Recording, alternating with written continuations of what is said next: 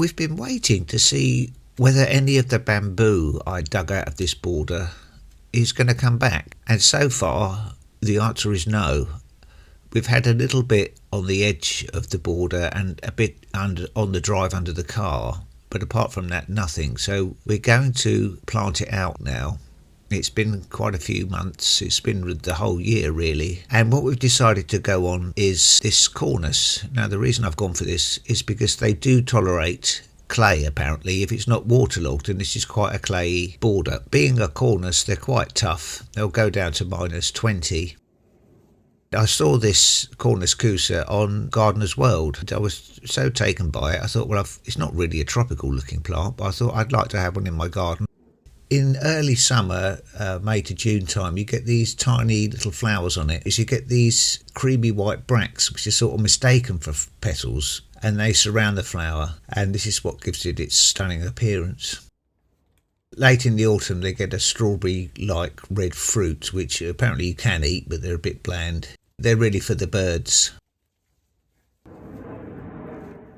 This is Calycanthus ralstonii Hartledge wine, and it's another one that will tolerate clay if it's well drained. And they have 10cm crimson flower. We're really growing it for the foliage. It's really to try and hide the bins. RHS H5, about -15.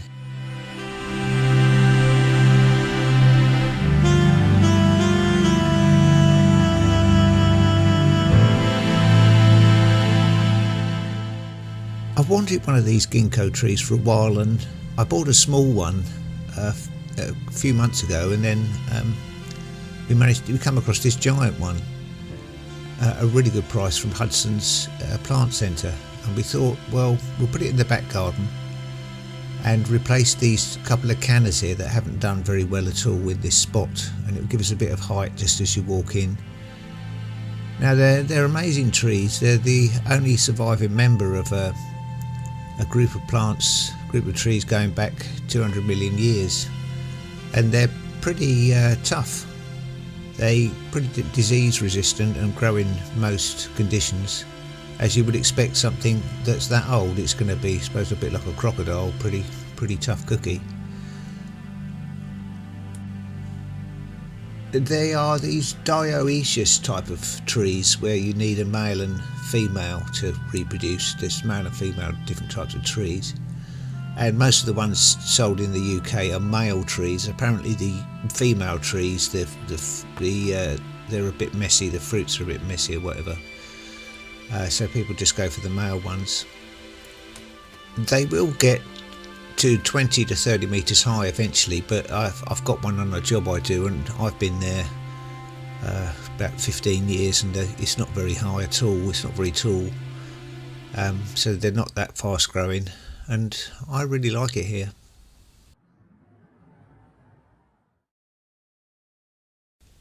Around late September, we tend to collect the seeds from the plants that we want to grow again in our garden next year. And some of them it's an insurance policy in case they don't survive, and some of them we just want more of them. And one of the plants that I'm a bit worried about is this Arondodonax.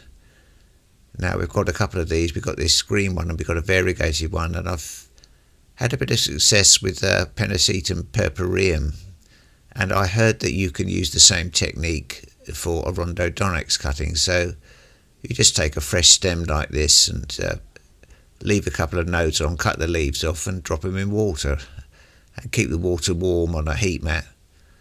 And you only need shoots about this long, and in a few weeks hopefully we should have some new Arondodonax. Now we'll have to wait and see. These are my Pennisetums, and this is literally about 2 to 3 weeks, and they've done really well. You see this, I've got about 10 plants there.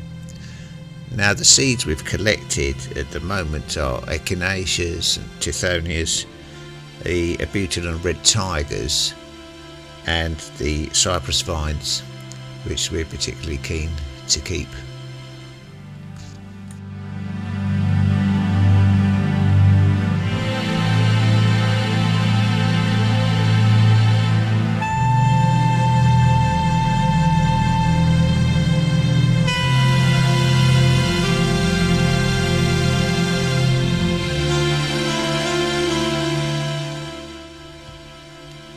The garden feels different now. It's softer and quieter, and touched by the gentle hand of autumn, I suppose. And I've loved every moment spent here this year, and hopefully those memories will carry me through the winter. It won't be long before it all starts again, a fresh cycle, with new growth and new surprises waiting in the soil.